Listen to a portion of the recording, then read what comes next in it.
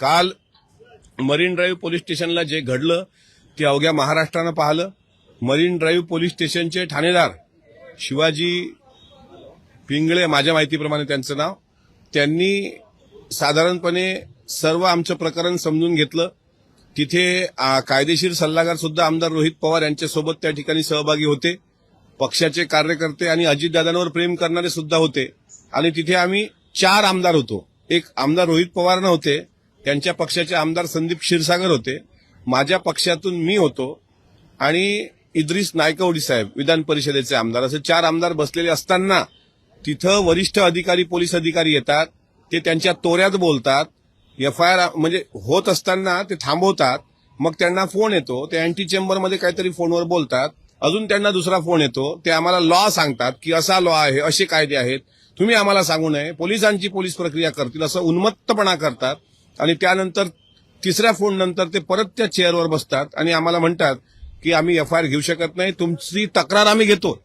तक्रार 48 तासानंतर आम्ही सांगू तुम्हाला काय करू या तक्रारीवर. त्याच्या 48 तासामध्ये आम्ही म्हटलं तुम्हाला काय इन्व्हेस्टिगेशन करायचं आहे, त्यावर ते बोलले नाहीत.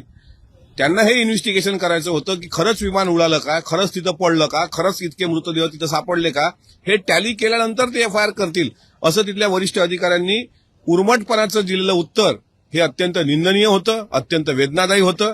त्यामुळे घटना गोजूबावी माळरानाच्या परिसरात घडलेली असल्याने, बारामती पोलीस स्टेशनच्या हद्दीतली ती घटना असल्यामुळे तिथले विधानसभेचे आमदार रोहित पवार हे तिथे गेलेत.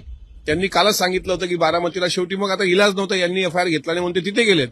त्याच्यामुळे त्यांची रीतसर तिथे एफआयआर केल्या जाईल, अशी घेतलाही जाईल आणि केल्या जाईल अशी अपेक्षा आहे.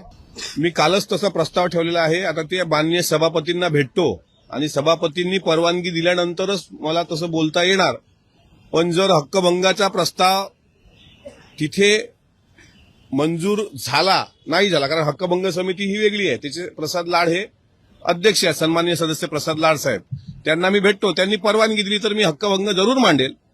नाहीतर मग शेवटी 4 आमदारांचा अवमान करणारे आणि उन्मत्तपणे बोलणारे पोलीस अधिकारी हे कोणाच्या जीवावर मस्ती करतायत, कसला यांना माज आहे, याचं उत्तर आणि जाप्त विचारण्याचा अधिकार एक संविधानिक पद्धतीनं भारताचा नागरिक म्हणून मला आहे. त्यामुळं ती आता तक्रार त्यांनी एसआयटीकडे वर्ग केली का याबद्दल मला माहिती नाही. पण बारामती सोबतच तुम्ही बघा, डोरलेवाडी, लोणी भापकर, इंदापूर, भिगवण त्या परिसरात प्रचंड प्रमाणात आता जनता रस्त्यावर उतरायला सुरुवात झालेली आहे. आमदार रोहित पवारांनी त्यामध्ये लीड केलेलं आहे. खरं तर त्यांनी ज्या पद्धतीनं अजितदादांचा मुद्दा लावून धरलाय, डीजीसीएची ज्या पद्धतीनं बारकावे माहिती त्यांनी मीडियाच्या माध्यमातून जनतेसमोर आणली, त्यामुळे डीजीसीएला सुद्धा घाम फुटला आणि त्यांनी थातूरमातूर का होईना पण व्हीएसआर कंपनीवर कारवाई केली. मात्र डीजीसीए यातून सुटणार नाही. डीजीसीएला याचा मोठी किंमत मोजावीच लागेल. डीजीसीएच्या अधिकाऱ्यांनी अजितदादांचा घात घडून आणलाय असा आमचा स्पष्ट आरोप आहे. त्यामुळे त्यांच्यावर एफआयआर झाली पाहिजे. आणि या लढाईत जो कोणी आमदार, विधिमंडळातला जो कोणी आमदार, तो दादांच्या पक्षाचा असो नसो, पण दादांच्या या दुर्घटनेच्या बाबतीत पुढाकार घेत असेल, दादांचा एक कार्यकर्ता म्हणून कसली पर्वा न करता मी त्याच्या सोबत राहील. मग तो एमआयएमचा असो, काँग्रेसचा असो, शिवसेनेचा असो, भाजपचा असो का राष्ट्रवादीचा असो. हा घातपातच आहे का असं का तुम्ही या सगळ्या गोष्टींवरती ठाम आहात? मग हा अपघात आहे हे तुम्ही सिद्ध करून दाखवा. मी त्या गोष्टीवर सुरुवातपासून ठाम आहे की दादांचा विमान अपघात हा घातपात आहे. जर हा घातपात नसेल असं कोणाला वाटत असेल तर त्यांनी अपघात कसा हे सांगून दाखवा ना. आम्हाला आता असं माहित पडतंय की सुमित कपूर कॅलिफोर्निया त्याच्या मुलीला भेटायला गेलाय म्हणून. मग सुमित कपूर जर कॅलिफोर्नियामध्ये जिवंत आहे तर मग विमान कोण चालवत होतं? शांभवी पाठक. अहो हे जर तर माहीत असू द्या ना. त्याच्यामुळे जे कोणी म्हणत असतील ना हा घातपात नाही, त्यांनी समोरासमोर आमच्या बसावं आणि आमच्या मनातल्या ज्या काही शंका आहेत. बघा, डीजीसीएनी तुम्हाला काय लाईन दिली होती? 6 माणसं गेली होती का नाही, आणि मृतदेह 5 सापडले. इथून डीजीसीएचे चुका बघा ना तुम्ही. तिथे त्यात 5च माणसं सापडली. त्याच्यानंतर घड्याळावरून ओळख पटली, नंतर घड्याळ हातात नव्हतं, मग घड्याळ सापडलं नाही. म्हणजे हे जे काही जरतरचे प्रश्न आहेत ना, नेमकी ती पिंकी माळी, त्याच्यानंतर विदीप जाधव, त्याच्यानंतर शांभवी पाठक, सुमित कपूर. सुमित कपूरच्या पत्नीची पण एक पोस्ट आहे, हे माझे पती जिवंत आहेत म्हणून, असं पण एक तिचं पोस्ट आम्ही वाचली. म्हणजे सुमित कपूर जर जिवंत असेल तर मग विमान चालवत कोण होतं? आणि ज्याला वाटते हा अपघात आहे, घातपात नाही, तर त्यांनी आम्हाला सांगावं. तुमच्याकडे काही पुरावे असतील तसे द्यावे. आम्ही म्हणू की बाबा हा अपघात आहे. असा कसा अपघात की त्या एअर स्ट्रीपवरती फ्लाईट जात नाही, फ्लाईट अशी क्रॉस होते. बरं झालं तो सीसीटीव्ही भेटला. आणि माळरानावर कोसळण्यापूर्वी स्फोट होतो. इतका मोठा डिझेलचे टँक त्यात भरून ठेवले होते का? त्याच्यामुळे हे जरतरचे प्रश्न महाराष्ट्राला अनुत्तरित राहू नये. जसा सुभाषचंद्र बोसांचा विमान अपघात अजूनही मृत्यूचं गूढ त्यांच्या कायम आहे, लालबहादूर शास्त्रींचं गूढ कायम आहे, गोपीनाथराव मुंडे साहेबांच्या शेवटच्या क्षणाचं गूढ कायम आहे, विनायकराव मेटे साहेबांच्या गाडीचा अपघात कसा झाला त्याच्यावर 2-4 दिवस चर्चा झाली, तो पण विषय बंद पडला. तसा अजितदादांचा विषय ज्यांना वाटत असेल एवढा सोपा आहे पडदा टाकावा, त्यांनी हे समजू नये की त्याच्यावर पडदा पडलाय. आम्ही जोपर्यंत जिवंत आहोत तोपर्यंत हा विषय ताणूनच धरणार, विचारणार. आम्ही आमचा हक्क आहे तो विचारण्याचा. नाही पण तेच म्हणतोय ना, वरिष्ठ अधिकाऱ्यांना फोन आल्यानंतर त्यांनी आम्हाला स्पष्ट सांगितलं आम्ही एफआयआर करू शकत नाही. त्यांनी का केली नाही आता ते त्यांना कोणाचे फोन आले हे मला माहित नाही, आणि त्यांच्या याच्यावर काय नाव लिहिलेलं होतं हे पण मला माहित नाही. मग त्यांनी एफआयआर का नाही घेतली? एफआयआर घेणं हा त्यांचा नैतिक अधिकार आहे, का नहीं घेतली? देखिए मैं कल से ये बात कर रहा हूं कि मैं मरीन ड्राइव पुलिस स्टेशन में विधायक रोहित पवार जी के साथ इसलिए गया था कि उन्होंने डीजीसीए के बारे में जिस तरीके से प्रेस कॉन्फ्रेंस लेके महाराष्ट्र और दिल्ली में जिस तरीके से डीजीसीए का बुरखा उन्होंने फाड़ा था, वो डीजीसीए का बुरखा फाड़ने के बाद डीजीसीए को ये पता चला कि ये जो पूरी इन्वेस्टिगेशन है उनपे उसका एंगल आ रहा है, तो उन्होंने वीएसआर वेंचर पे उनके 3-4 फ्लाई कैंसिल करके थोड़ी बहुत कार्रवाई की. उसके खिलाफ एफआईआर करने के लिए खुद आमदार विधायक रोहित पवार जी मरीन ड्राइव गए थे. उनके साथ मैं अजीत दादा के पार्टी का कार्यकर्ता हूं और अजीत दादा का कार्यकर्ता हूं, इसलिए मुझे लगता है कि मेरे नेता का इस तरीके से अगर उनका फ्लाइट क्रैश होता हो और उसके बारे में सवाल पूछा जा रहा है, एफआईआर होने जा रहा है, तो मेरा धर्म बनता है कि मैं उनके साथ जाऊं. इसलिए मैं वहां पे गया. वहां पे जाने के बाद उनकी लीगल एडवाइजर की टीम थी, वहां के पीआई जो थे उन्होंने एफआईआर लेने के लिए हाँ कही थी. जब उनके वरिष्ठ अधिकारी वहां पर पहुंचे, उन्होंने जिस तरीके से हमारे साथ बदसलूकी की ये पूरा रिकॉर्ड में आया है. और उसके बाद उन्होंने 2 बार उनको फोन आए, वो एंटी चेम्बर में गए. आफ्टर दैट वो आने के बाद बोले कि मैं एफआईआर नहीं ले सकता. जब हम ये एफआईआर नहीं ले सकता शब्द उनसे कहा गया, हम कर नहीं सकते एफआईआर, तो 4 विधायक वहां पे बैठे थे.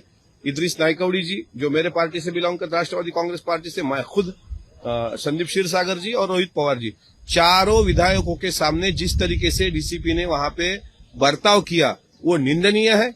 और उन्होंने एफआईआर लेने के लिए इनकार करने के बाद जिस हद्दी में यानी जिस जहां पे ये घटना घटी बारामती के गोजूबावी इलाके में, तो वो बारामती पुलिस स्टेशन के अंतर्गत आता है. इसलिए लीगल एडवाइजर से एडवाइस लेके खुद विधायक रोहित पवार अभी बारामती में है.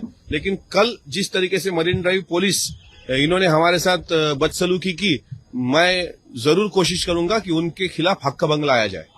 नहीं, वो संवैधानिक लड़ाई उनकी लड़ रहे हैं, उनके साथ पूरे बारामती के लोग हैं, हम सभी लोग, जो कोई भी अजीत दादा के लिए झगड़ रहा होगा, जो कोई भी हो, जो कोई पार्टी का हो. अब हमें एमआईएम के भी विधायक मिलते हैं, कांग्रेस के विधायक मिलते हैं, बोलने के बाद बोलते हैं दादा से हमारे अच्छे रिलेशन थे.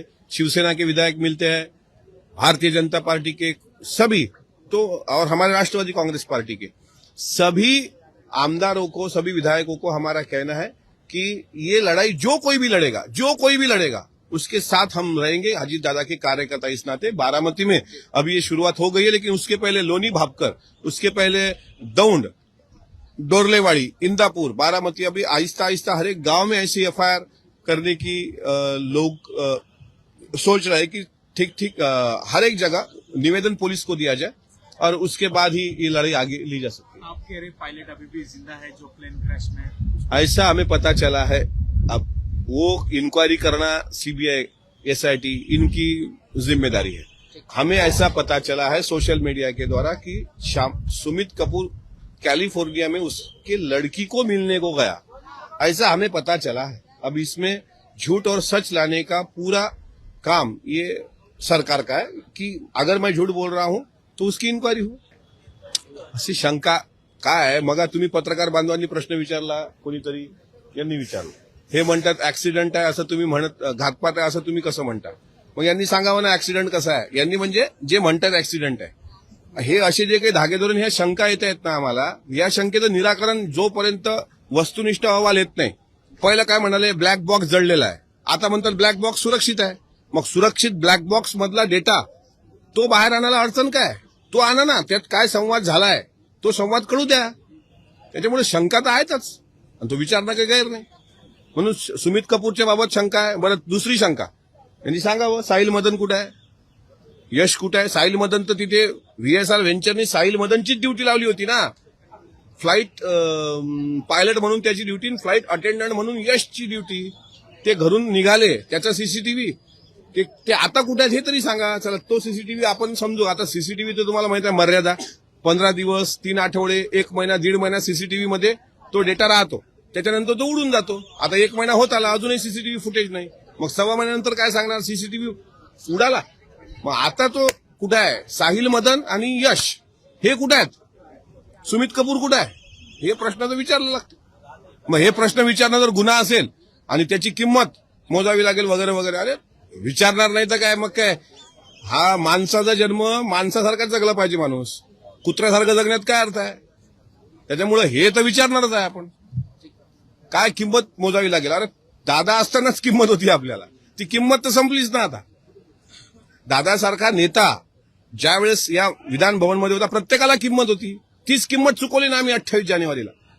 त्यामुळे हे प्रश्न विचारणं काही गैर नाही.